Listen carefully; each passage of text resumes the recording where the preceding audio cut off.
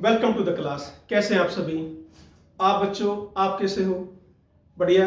आपका भी वेलकम है क्लास में बेटे। ठीक है, तो कल जाते वक्त बेटे, कल वाले लेक्चर में ये क्वेश्चन मैंने आपके लिए छोड़ा था। ठीक है, ये बताना था कि किसमें प्लेन ऑफ सिमेट्री नहीं है, किसमें है, या कौन कायरल है, कौन ए कायरल है। ये अपना क्वेश्चन था बेटे। यू कैन सी, ये मैंने ड्रा किए हुए हैं। यहां पर देखो, इन फर्स्ट थ्री में there is no plane of symmetry है नहीं, हम कहीं से भी कट कर ही नहीं सकते। यदि ये अप है तो ये भी अप वैसे क्लियर है ना, पर सेम पोजीशन पर नहीं है। पर यहां देखो, यहां है तो सेम पोजीशन, क्लियर हुआ है ना। यदि दोनों एक्सियल होते तो हम कर सकते थे। बात समझ आ रही है ना, है ना। अब तो ये तीनों में एक भी प्लेन ऑफ सिमेट्री नहीं है। अब बात करते हैं इधर, तो 1 2 3, यहां पर ये क्या बेटे अप, ये भी क्या गया अप गया, क्लियर हुआ। तो क्या बना सिस, 1 3 सिस बन गया। 1 2 3 ये मत करना 1 2 3 4 5, मेरी मर्जी में यहां शुरू कर रहा हूं 1 2 3। तो ये भी अप गया, ये भी अप गया, तो क्या बोलोगे सिस बोलेंगे, याद है ना। अप डाउन है तो ट्रांस, दोनों अप है या दोनों डाउन है तो सिस, क्लियर है ना। ओके, यहां पर देखो बेटे, यदि मैं इस कार्बन से और इस कार्बन से प्लेन पास करता हूं, यू कैन सी ये डिवाइड हो रहा है बिल्कुल इक्वल में। हाँ जी, same same CS3 CS3 H H same same, तो इसके अंदर क्या आ गया प्लेन ऑफ सिमेट्री। हेंस ये क्या होगा एक कायरल होगा। ठीक है ना। ऐसे ही यहां पर भी आ जाओ, ये हो गया 1 4 का 1 2 3 4 या 1 2 3 4, मर्जी अपनी। अब 1 4 में ये दोनों ग्रुप CS3 H और बेटा ये कार्बन, यहां पर भी ये कार्बन H और ये CS3, क्लियर है। यहां से आप क्या करेंगे प्लेन पास करेंगे। ठीक है, अब क्या बचा, सेम बचा नहीं बचा, तो ये भी क्या हो गया आपका प्लेन ऑफ सिमेट्री हो गया। बोलो ऐसे ही एग्जैक्टली सेम इसमें, ऐसे ही इसमें। तो यहां पर इन तीनों में क्या है, चारों में क्या है आपका प्लेन ऑफ सिमेट्री है, इन तीनों में प्लेन ऑफ सिमेट्री नहीं। तो ये क्वेश्चन था बेटा कल का अपना, क्लियर है। चले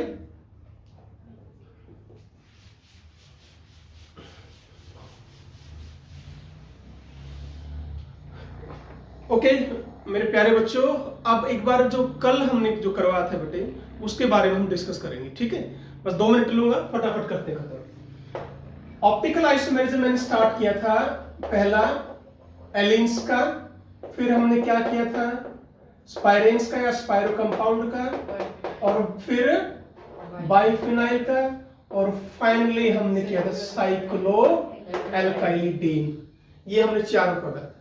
मैंने क्या बताया था आपको, यदि आपके इवन है, even number of double bond, even he ये रिंग, और बाइफिनाइल में तो होता ही इवन है। बोलो क्लियर हुआ है। तो नाम ही मैंने क्या रख दिया बाई, तो फिनाइल, क्लियर 2 ही रिंग। साइक्लो एल्काइलिडीन में मैंने ये बताया था आपको। Okay, A B main point क्या ध्यान रखना है, जो ग्रुप अटैच हैं दिस ए बी और यहां पर ये था ए बी, ये क्या होंगे सारे ऑप्टिकली एक्टिव होंगे। All are non superimposable on their mirror image. बस ये आपको पॉइंट ध्यान रखना है, क्लियर है ना। ओके, ध्यान कर लो। देखो बस क्या है, ये ग्रुप्स आपके सेम नहीं होने चाहिए, और फिर ये जो मैंने इस तरह लिखा था क्लियर था आपको, इसका और इसका प्लेन परपेंडिकुलर, ये और ये रिंग परपेंडिकुलर, ये और ये रिंग परपेंडिकुलर, ये ध्यान रखना आपको। क्लियर है? चले आगे बोलो। तो कल एक तो हमने ये किया था, ठीक है। और क्या क्या जाते हो हमने अमाइंस की बात की थी कि जो आपके एलिफेटिक अमाइंस से बेटे उनमें क्या हो जाएगा, रैपिड इंटरकन्वर्जन होता है, रैपिड फ्लिपिंग होती है, एक दूसरे में कन्वर्ट होते रहते हैं। तो हम उनको आइसोलेट नहीं कर सकते, रिजॉल्व नहीं कर सकते। क्लियर हुआ है? तो उसमें ऑप्टिकल आइसोमेरिज्म नहीं होगी। पर साइक्लिक अमाइंस यदि होंगे उनको या वो इंटरकन्वर्ट नहीं हो पाते, वहां पर ऑप्टिकल आइसोमेरिज्म होगी। यदि बाकी तीनों ग्रुप अलग अलग हैं, ये ध्यान देना। मैंने एग्जांपल लिया था बेटे आपको यहां पर, जैसे ये एग्जांपल लिया था, this is not optically active but this is optically active.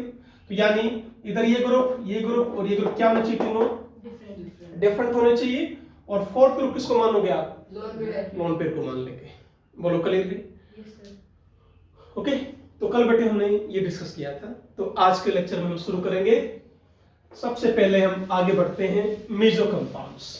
तो आज का लेक्चर बेटे आपका लर्निंग का ही लेक्चर है, कोई ज्यादा इसमें कैलकुलेशन नहीं है, ठीक है। चलिए, तो फर्स्ट ऑफ ऑल है बेटे हमारा मेसो कंपाउंड्स।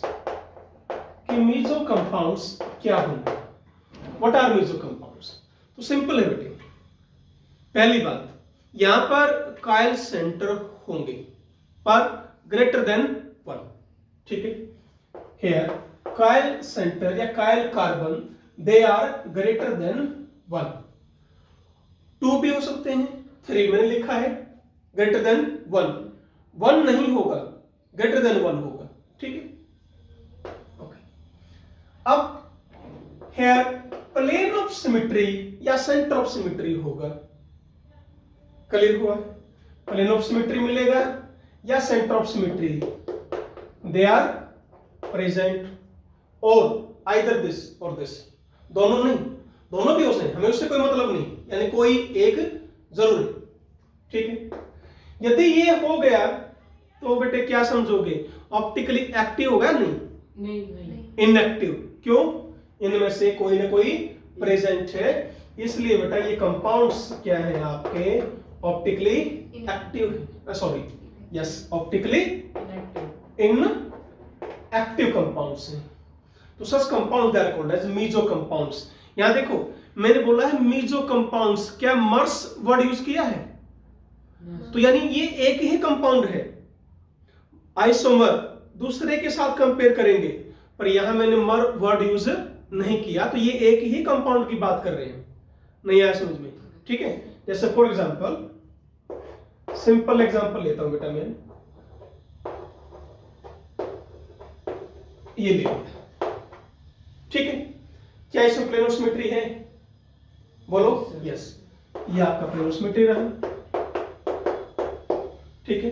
तो such compound they are called as meso compounds.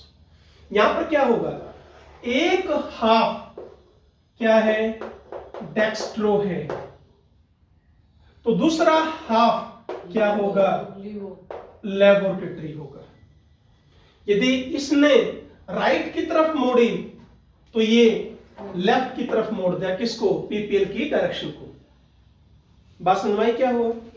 इस कंपाउंड को पोलैरिमेटेड ट्यूब में लिया बेटे हमने, लाइट पास की, तो कंपटीशन है क्या, एक हाफ यदि राइट की तरफ मोड़ेगा, दूसरा हाफ लेफ्ट की तरफ मोड़ेगा, उतने ही सेम एंगल से। सेम एंगल से क्यों कह रहे हैं, सेम पार्ट है, तो रिजल्ट क्या रहेगा, अनडेविएटेड, वो लाइट यूं की यूं गुजर जाएगी। बात क्लियर है? ओके, चले आगे। अब इस प्रोसेस को क्या बोला जाता है बेटे, इंटरनल कंपनसेशन बोलते हैं। इंटरनल कंपनसेशन, कंपनसेट कर दिया किसको, लाइट की डायरेक्शन को। इंटरनल वर्ड क्यों बोला, दोनों पार्ट इसी कंपाउंड के हैं, इसलिए क्या नाम बोल दिया हमने, इंटरनल कंपनसेशन वर्ड बोल दिया। बोलो क्लियर हुआ है? तो that's all about your meso compounds. आसान है? Yes sir. बढ़े आगे? Yes sir. चले, तो मेसो कंपाउंड्स में क्या ध्यान रखना है, पहली बात, कायल कार्बन बोलो greater than 1, either present plane of symmetry और सेंटर ऑफ सिमेट्री। यदि ये प्रेजेंट है तो ऑप्टिकली इनएक्टिव। फिर मेन बात क्या बताई मैंने, दोनों हाफ जो हैं वो अपोजिट डायरेक्शन में लाइट की डायरेक्शन को डेविएट कर देंगे बेटे। बोलो क्लियर है? अब इस प्रोसेस को हमने क्या नाम दे दिया, internal compensation, those are called meso compounds. Any doubt? No sir. हाँ चले, नेक्स्ट आ गया बेटे एनेंशियोमर्स। तो आज के में पर डेफिनेशन से ही चलेंगे, ठीक है ना। नेक्स्ट है बेटे एनेंशियोमर्स। एनेंशियोमर्स क्या, यहां देखो क्या लिख दिया, मर्स।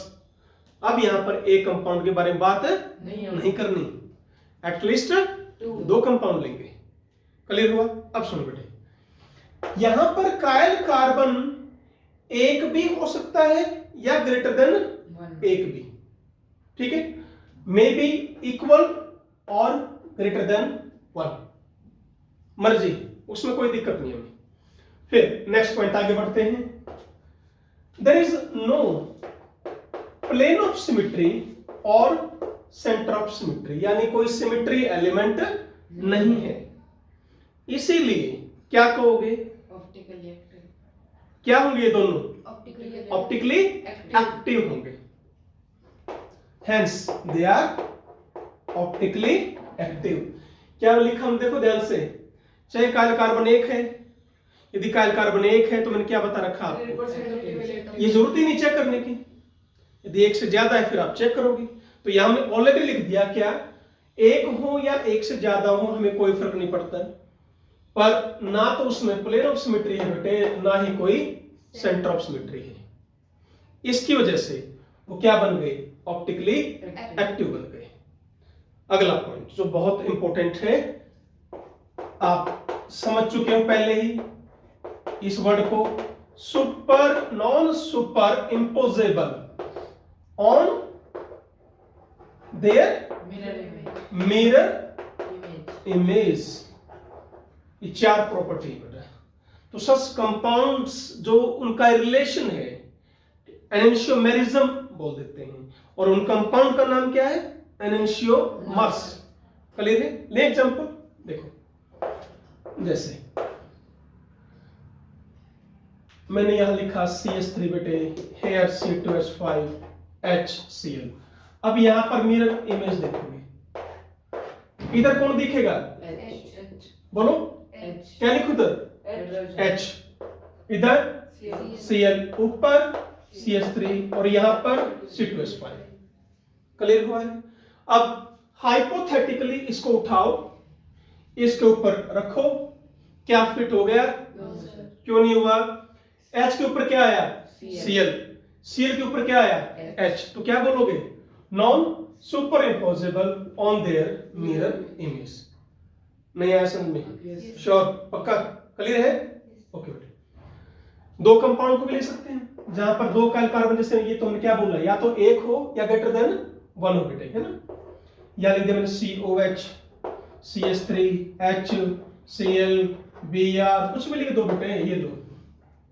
क्या इसमें कहीं सेंटर ऑफ सिमेट्री प्लेसमेंट नजर आ रहा है? नहीं है। अब इमेज क्या बनेगी, इधर क्या करेंगे, COH, यहां पर Br, इधर H, इधर क्या आ जाएगा, H, इधर क्या आ जाएगा, Cl, इधर क्या आ गया, CH3। उठाओ, इसके ऊपर रखो, फिट हुआ, नहीं हुआ, तो ये क्या कहलाएंगे, दोनों पेयर्स एनेंशियोमर्स। एनेंशियोमर्स एक रिलेशन है बिटवीन टू कंपाउंड्स। अकेला कंपाउंड ये एनेंशियोमर नहीं है बेटे, मेरी बात समझ में आ रही है? अकेला ये कंपाउंड एनेंशियोमर नहीं है, ये इसके साथ रिलेशन है, इन दोनों कंपाउंड का एक रिलेशन है, जिसको हमने क्या नाम दिया कि they are enantiomers. They are non-superimposable on their mirror image, having chiral carbon either equal to 1 or greater than 1.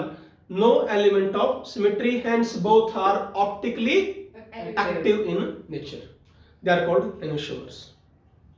बोलिए, Yes. any doubt? No sir. Okay. अब इनकी प्रॉपर्टी करते हैं बेटे, ठीक है।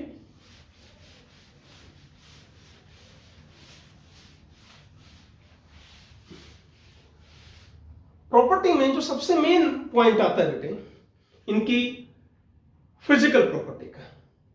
जो इनकी फिजिकल प्रॉपर्टी होती है बेटे एनिसोमर्स की, लाइक मेल्टिंग पॉइंट की बात कर ली, बॉइलिंग पॉइंट की बात करी, है ना। तो फिजिकल जो प्रॉपर्टीज है, एग्जांपल बेटे मेल्टिंग पॉइंट हो, बॉइलिंग पॉइंट हो, डाइपोल मोमेंट की यदि हम बात करें, या सॉल्युबिलिटी हो किसी भी पार्टिकुलर सॉल्वेंट के अंदर, सारी की सारी वैल्यू सेम होती हैं। क्लियर है? किनकी? दोनों कंपाउंड जो हमने यहां लिखे थे। तो इनकी जो फिजिकल प्रॉपर्टी है बेटे वो क्या होती है? सारी सेम होती है। अब प्रॉब्लम हो गई क्या? यदि फिजिकल प्रॉपर्टी अलग अलग होंगी तो it is very difficult to separate enantiomers. मैंने आपको मिक्सर दे दिया, 2 एनेंशियोमर डाल दिए, बहुत मुश्किल होंगे वो सेपरेट करने। क्यों भाई? आप सेपरेट कैसे करोगे? कोई ना कोई चीज तो डिफरेंट होनी चाहिए। बात समझ रहे हो ना भाई? मान लो एक सॉल्वेंट में डिजोल्व हो रहा है, दूसरा नहीं हो रहा, तो वो सॉल्वेंट डाल दो, उसमें डिजोल्व हो गया, दूसरा बाहर निकला है। यानी आप सेपरेशन बेटे तभी कर पाओगे जब दो के बीच में कोई ना कोई चीज, कोई प्रॉपर्टी अलग अलग हो। क्लियर हुआ है? अब जैसे पानी है, पानी में मिट्टी मिलाती, हम उसको सेपरेट कर सकते हैं, फिल्टर कर लो। क्यों भाई? मिट्टी ऊपर आ जाएगी, पानी नीचे आ जाएगा। तो एक प्रॉपर्टी वो अलग अलग स्टेट आ गई आपकी। बोलो क्लियर है? तो मेल्टिंग पॉइंट हो, बॉइलिंग पॉइंट हो, डाइपोल मोमेंट हो, सॉल्युबिलिटी हो इन अ पार्टिकुलर सॉल्वेंट, वो क्या है बेटे? आइडेंटिकल है बिल्कुल। ठीक है? तो therefore they are very difficult to separate. क्या फर्स्ट पॉइंट क्लियर है? ओके। सेकंड पॉइंट की बात करेंगे हम। इनका जो एंगल ऑफ रोटेशन है, मेन समझिए, अब एंगल ऑफ रोटेशन वो सेम है। एंगल ऑफ रोटेशन सेम होगा, पर एक की डायरेक्शन यदि राइट है तो दूसरे की लेफ्ट होगी। यदि उनमें से एक डेक्स्ट्रो है, दूसरा लेवो होगा। यानी डायरेक्शन ऑफ रोटेशन कह लिया, डेविएशन कह लीजिए, वो क्या होगी बेटे? डिफरेंट होगी। ये आपको पॉइंट ध्यान देना है। तो एनेंशियोमर में क्या फर्क हुआ? उनमें से यदि एक डेक्स्ट्रो है तो दूसरा चेक करने की जरूरत ही नहीं है, लिख दो लेवो है। ओके।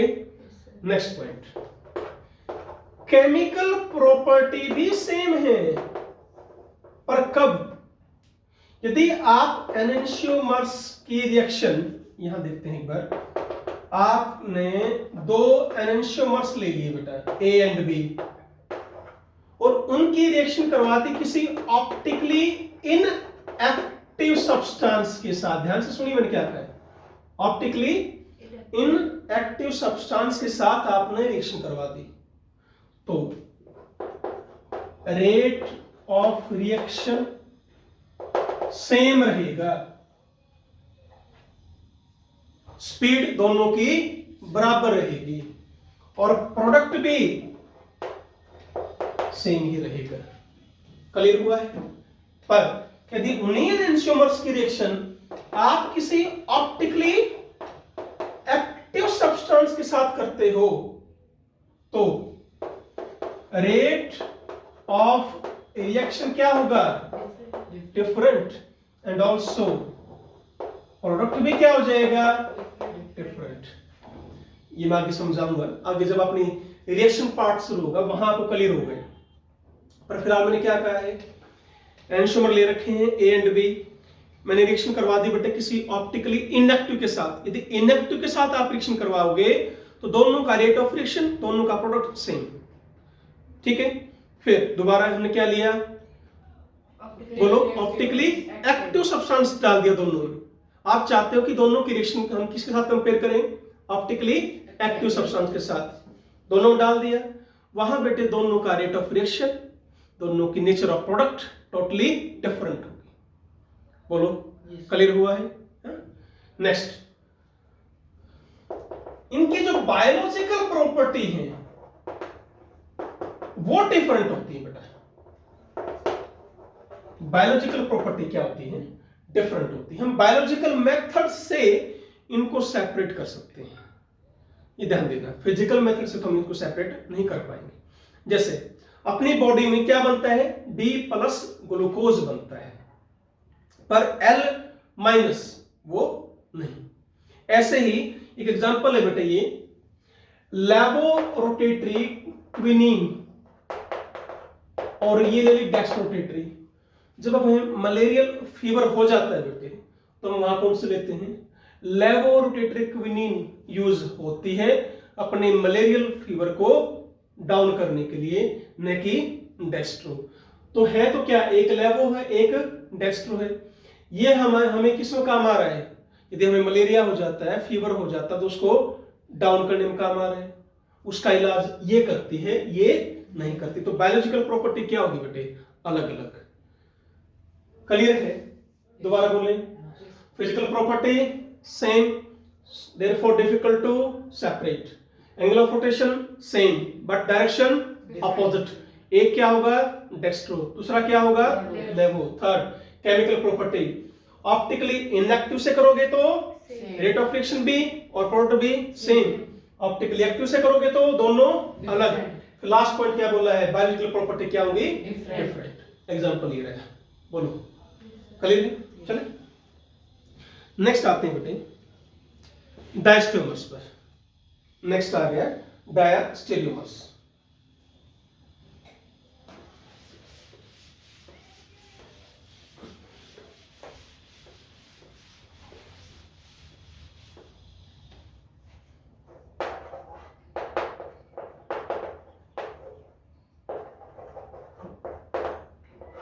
यहां भी मर्स वर्ड यूज किया हमने, इसका मतलब ये भी किसी दूसरे कंपाउंड के साथ रिलेशन को शो करेगा बेटे, ठीक है। ध्यान रखो जहां भी मर्स वर्ड यूज कर रहे हैं वो रिलेशन है किस दो के बीच में, ठीक है। ये बड़ा कॉम्प्लिकेटेड है भाई। क्या, कायल कार्बन में बी प्रेजेंट, ठीक है, और एब्सेंट हो भी सकता है या नहीं भी, दोनों चांसेस। बट इफ प्रेजेंट तो ग्रेटर देन 1, मतलब कायल कार्बन इक्वल टू 1 नहीं है, यदि है तो एक से ज्यादा है। अब दो कंपाउंड के बीच में रिलेशन बताना आएगा आपको ऑब्जेक्टिव जो कंप्यूटेशन में आता है बेटे। यदि एक कायल कार्बन है दोनों के पास तो वो डायस्टेरियोमर्स कभी भी नहीं हो सकते। क्लियर हुआ। चलो सेकंड पॉइंट, ये बेटे इनमें प्लेन ऑफ सिमेट्री और सेंटर ऑफ सिमेट्री में बी प्रेजेंट और नॉट, हो भी सकता है या नहीं भी हो सकता है ना, सारी चीजें। Third, therefore they are optically active or optically inactive। Okay। Fourth, there is no what mirror image relationship। इसका क्या मतलब हुआ बेटे, ना तो वो कंप्लीटली सुपर इम्पोजेबल, यदि सुपर इम्पोजेबल कोई हो गया तो वो ना तो एनिसोमर है ना डायस्टेरियोमर, वो सेम कंपाउंड। नहीं समझे मेरी बात, टेंशन मत लो। देखो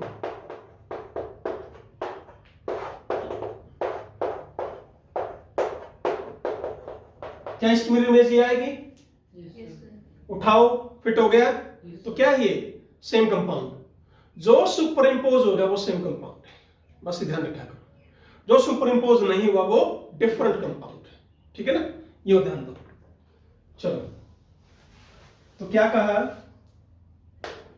नो मिरर इमेज रिलेशनशिप, मतलब जो आप ए और बी को कंपेयर करना चाहते हो, मान लिया ये डायस्टेरियोमर्स हैं, ये ना तो कंप्लीटली सुपर इम्पोजेबल है ना ही कंप्लीटली नॉन सुपर इम्पोजेबल है।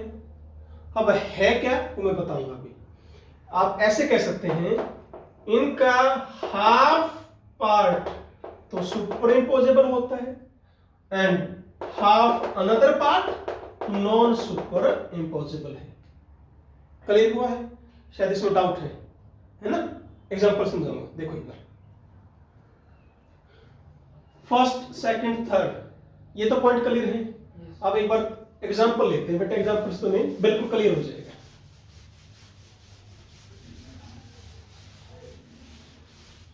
देखो,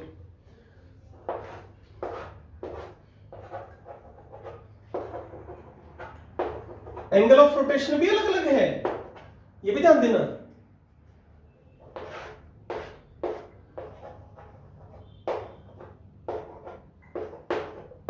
मैंने ये कंपाउंड लिख दिया, ठीक है, ओके।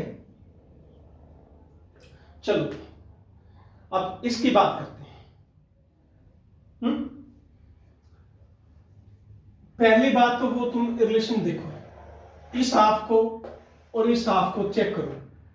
हाइपोथेटिकली ये पार्ट उठाओ, इसके ऊपर फिट हो गया, तो क्या हुआ ये बोलो, ये हाफ पार्ट क्या है? Super impossible. अब इस पार्ट को बेटे और इसको कंपेयर करना, क्या इसके ऊपर ये फिट हो गया? नहीं हो रहा, तो ये क्या है? Non super imposable. Completely non super imposable नहीं है भाई, कहने का मतलब हम हाफ पार्ट को कंपेयर कर रहे हैं यहां पर, ठीक है। अब सुनो, क्या इसके अंदर प्लेन ऑफ सिमेट्री है? Yes sir. बोलो। Yes. H H O H O H, carbon carbon COH COH, ठीक है। There is plane of symmetry, so this is optically inductive. Angle of rotation 0 आएगा, मूव करेगी नहीं, डाइवर्ट होगी ही नहीं PPL direction. अब इसमें आ जाओ, क्या इसमें प्लेन ऑफ सिमेट्री है? पहले तो प्लेन ऑफ सिमेट्री बताओ, क्या सेंटर ऑफ सिमेट्री है? यस। बोलो। सेंटर ऑफ सिमेट्री देखो ये रहा OH, है नहीं? No sir. क्या बताया था मैंने कि centre of symmetry Fischer projection में चेक नहीं करोगे।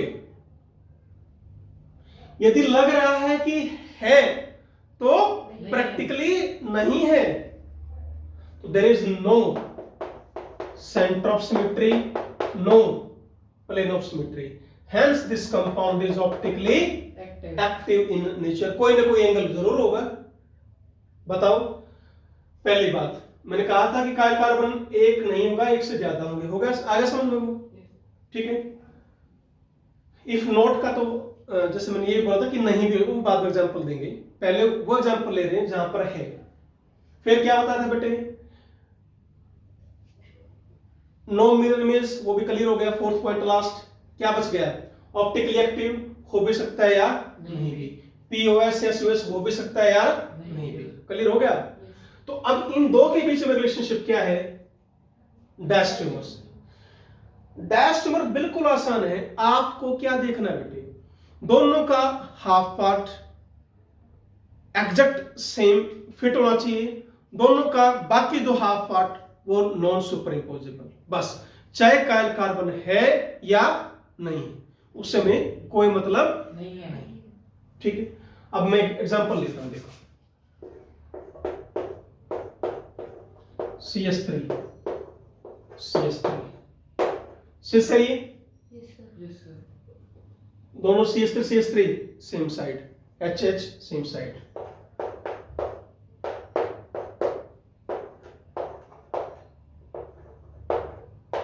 ये कौन है? ट्रांस, ठीक है।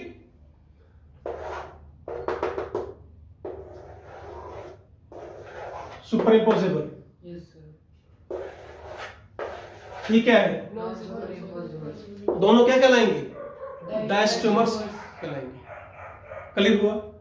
यहां पर कोई भी कायल कार्बन है ही नहीं, पर फिर भी ये क्या कहलाते हैं? डायस्टोमर्स कहलाते हैं।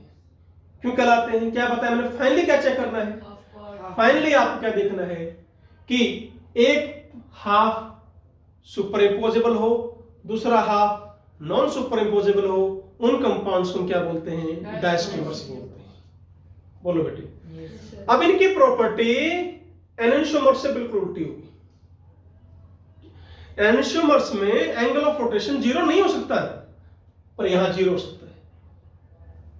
बोलो, Yes. वहां POS या COS नहीं होते। बोलो अवेलेबल होगा नहीं, पर यहां हो सकता है।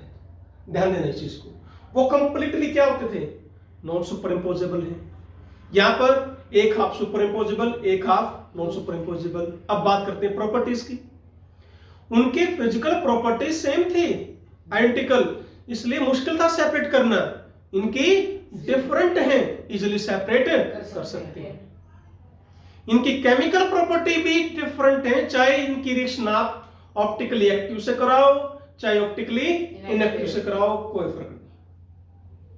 बात समझ में आ गई? Yes, sir. अलग अलग प्रोडक्ट्स बनाएंगे, बायोलॉजिकल प्रॉपर्टी भी अलग अलग है। यानी अब समझ में आया मैं क्या कह रहा हूं, सारी प्रॉपर्टी डिफरेंट है किससे, एनेंशियोमर से। That's all for diastereomers. Any doubt? No, sir. Sure? Yes. ठीक है, चलो बेटे आगे है। अब होमोटॉपिक हाइड्रोजन, ये और करा लेते हैं एक बार। होमोटॉपिक हाइड्रोजन,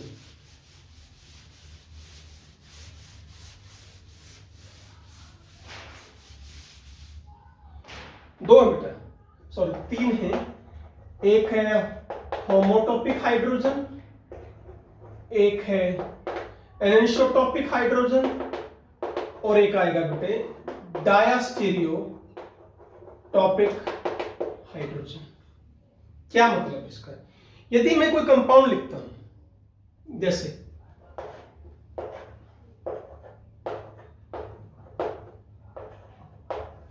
यदि किसी कंपाउंड से H को रिप्लेस करके एनेंशियोमर में कन्वर्ट नहीं हो पा रहा है, ध्यान से सुनो। इस एग्जांपल जैसे ये दे दिया बेटे हमने, या मैंने मान लो H हटा के मैं Br ले आया, H हटा के Br। सुनना ध्यान से मैं क्या कहना चाह रहा हूं। CH3 मैंने ये H हटाया, ये Br लगा दिया, या ये H हटाया यहां Br लगा दिया।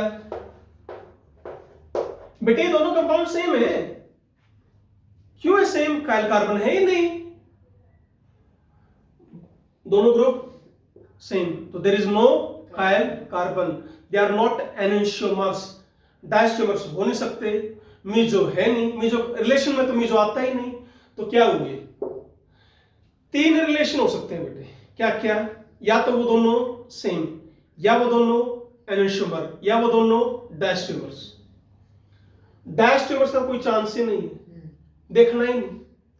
एनेंशियोमर्स भी नहीं, क्योंकि काइल कार्बन है ही नहीं। तो क्या मिला भी, दे आर Homotopic. बोलो सेम कंपाउंड। पहले इन दोनों के बीच में रिलेशनशिप बताओ, क्या ये दोनों Same. Same compound. Compounds. ऐसे हाइड्रोजन क्या कहलाते हैं, होमोटॉपिक हाइड्रोजन कहलाते हैं। नहीं क्लियर हुआ? जिनके हाइड्रोजन हटाने से कंपाउंड के रिलेशन पर कोई भी फर्क नहीं पड़ता, चाहे मैं ये हटाऊं चाहे ये हटाऊं, कंपाउंड क्या रहेंगे, सेम। ये और ये डिफरेंट कंपाउंड नहीं है, ये सेम कंपाउंड। होमो मतलब होता है बेटे सेम, हेट्रो मतलब डिफरेंट, होमोजेनियस हेट्रोजेनियस याद करो। अब आगे हम ऐसे ही एनेंशियोटॉपिक पर, मैंने इसी कंपाउंड को चेंज कर दिया। देखो ऊपर ले आया CH3, यहां H, यहां H, ये लो C2H5। अब यदि मैं इन दोनों हाइड्रोजन को हटाना चाहूं, चलो कर दिया रिप्लेस। एक बार बेटे मैंने इस H की जगह पे Br ले आया, रिप्लेस करना है किसी के साथ, एक बार ये ले आया। अब इस H की जगह ले आओ Br, इसको मत छेड़ो, चलो कोई नहीं। बताओ क्या ये दोनों कंपाउंड सेम है, बोलो। No, sir. हाँ भाई, क्या है रिलेशन, क्या है बोलो। अरे यार सुपर इम्पोजिबल है या नहीं, फिर they are what, non superimposable. पहली बात तो कायल कार्बन आ गया, इसमें भी कायल कार्बन आ गया, चारों ग्रुप डिफरेंट हैं।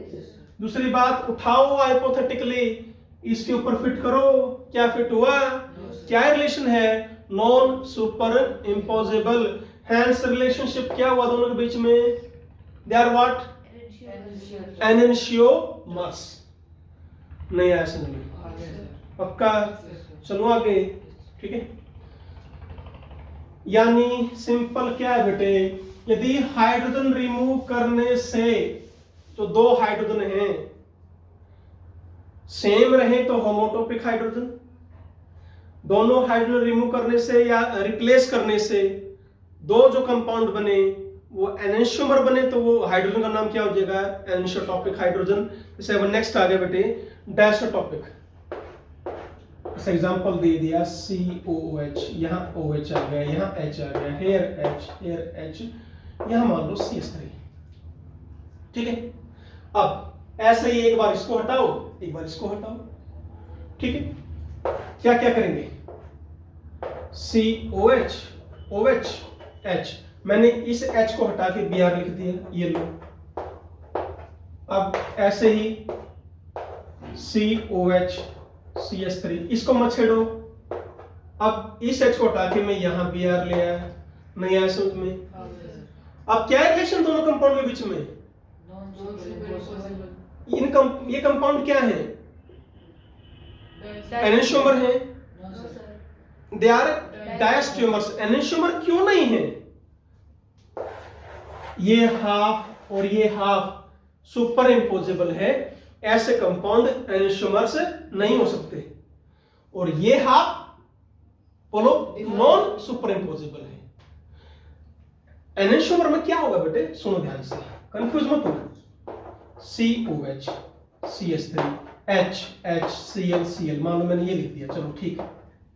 अब एक बात, तो इसका जब आप पिक्चर बनाओगे, आप फोटो सॉरी मिरर इमेज बनाओगे तो क्या ये नहीं है, बोलो क्या ये हाफ और ये हाफ सेम है, क्या ये आधा हाफ और ये आधा हाफ सुपर इम्पोजेबल हो जाएगा, नहीं। क्या ये हो जाएगा, नहीं। तो ऐसा कंपाउंड, ऐसे कंपाउंड बोलो डायस्टियोमर से नहीं हो सकते, क्या होंगे, एनेंशियोमर्स। अब यहां पर एक हाफ क्या है, सुपर इम्पोजेबल, दूसरा हाफ क्या है, नॉन सुपर इम्पोजेबल। अब ये एनेंशियोमर नहीं हो सकते, ये क्या होंगे, डायस्टियोमर्स होंगे। बस मुश्किल, बोलो बढ़िया। तो इससे रिलेशनशिप बताना है, ठीक है। चलिए आया समझ में।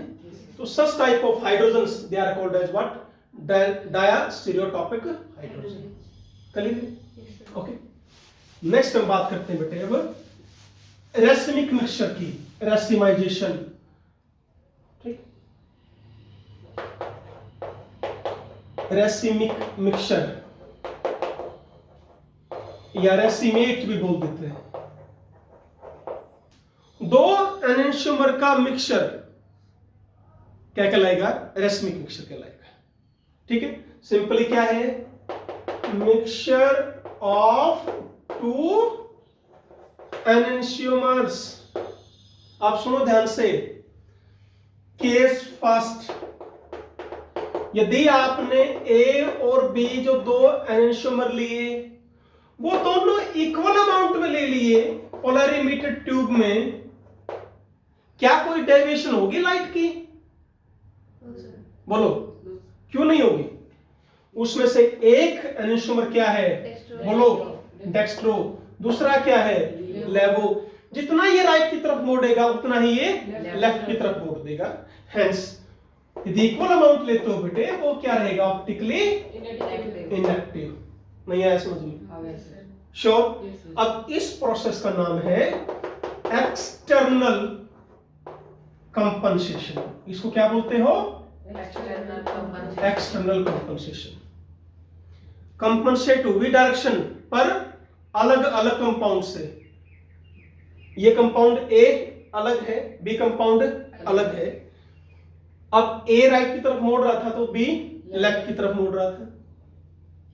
मेजो कंपाउंड में एक हाफ राइट का, दूसरा हाफ Left. लेफ्ट, इसलिए उसका नाम क्या रखा था प्रोसेस का हमने? Internal compensation.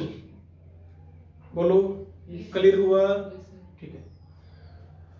अब केस सेकंड, यदि बेटे इनका इक्वल अमाउंट नहीं है, एक 40% ले लिया, एक 60% ले लिया, मान लो मैंने ऐसे ही कर दिया, A 40% ले रखा है और B 60% ले रखा है। बेटे ये 40 B के 40% को तो क्या कर देगा? कैंसिल कर देगा मान लो, पर यहां कितना बच गया? B 20% तो एक्स्ट्रा है, वो तो रोटेट करेगा लाइट को, तो यहां ये मिक्सचर क्या कहलाएगा? ऑप्टिकली एक्टिव होगा। इनएक्टिव कब होगा? इक्वल अमाउंट होगा। एक्टिव कब हो जाएगा? अनइक्वल। बोलो। तो ये मिक्सिंग प्रोसेस क्या कहलाती है? रेसिमाइजेशन बोलते हैं, और उस मिक्सचर को क्या बोलते हो? रेसिमिक मिक्सचर बोलते हैं। ठीक है, चलो एक क्वेश्चन करवा रहा हूं, देखो एक बार।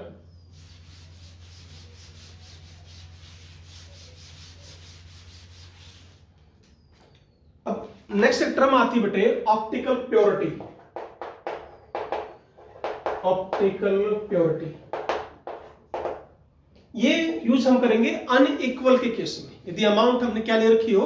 अनइक्वल ले रखी हो, कि कौन सा एनशुमर कितना एक्स्ट्रा पड़ा है एज कंपेयर टू दूसरे के, तो उसको बोलते हैं ऑप्टिकल प्योरिटी या एनशुमरिक एक्सेस।